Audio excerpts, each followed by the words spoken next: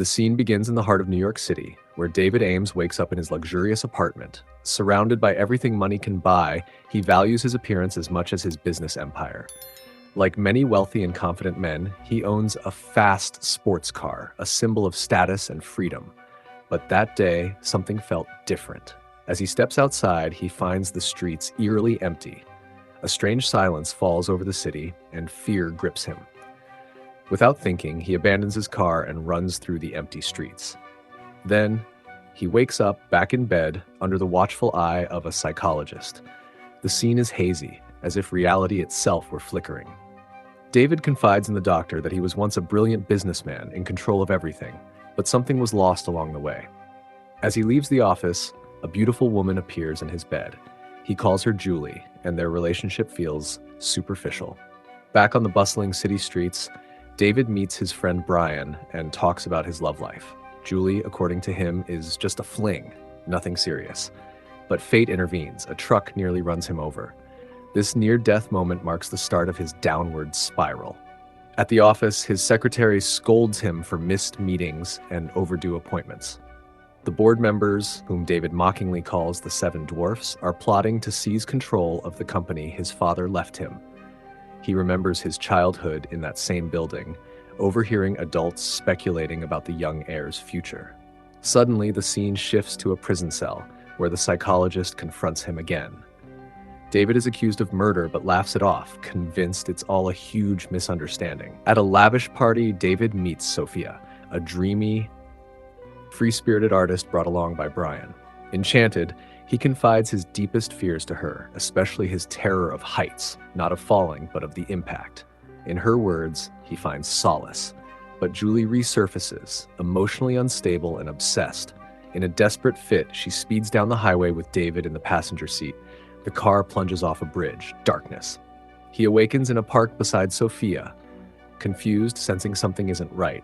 He's taken back to prison, where it's revealed he's been in a coma since the crash. In his absence, the board has stolen his company.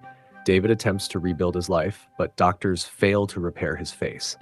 They offer him a prosthetic mask. Horrified, he accepts. In a bid to win Sophia back, he visits her dance studio, but tension and mistrust grow. His jealousy and delusions worsen. The narrative draws parallels to Inception, where realities blur and the protagonist struggles to separate dream from reality. Like Cobb in Christopher Nolan's film, David is a prisoner of his own mind. An interesting fact about this movie, Tom Cruise actually ran through the empty streets of New York in an iconic scene filmed at dawn on a Sunday with Times Square completely shut down, something unprecedented at the time. The most fascinating aspect of this story is the manipulation of perception. The concept of a simulated life, where the character chooses an artificial existence to escape pain, raises questions about free will and emotional accountability. Honestly, if I were in David's place, I would have never gotten in that car with Julie, knowing how unstable she was. I'd have turned to Brian and ended that toxic cycle. But David's thrill-seeking nature blinded him. The major twist arrives when David discovers life extension, a cryogenics company offering clients the chance to live inside lucid dreams while their bodies remain frozen. He relives fragments of memories, contracts, arguments, and his final decision to sleep in order to escape his pain. Edmund Ventura, the dream support technician, reveals David has been trapped for 150 years in his own mind. Sophia, Julie, and Brian are nothing but projections created to comfort him. In the final confrontation, David must choose: stay in the illusion or wake up and face reality, a world where Sophia has moved on and his corporate empire no longer exists. The only way to wake up is to face his greatest fear: heights. In a last act of courage, David bids farewell to his fantasy and leaps from the building. And you, have you ever wondered how far a happy memory or a perfect dream would be worth if you knew it wasn't real? If you could live forever in your best day, would you choose it?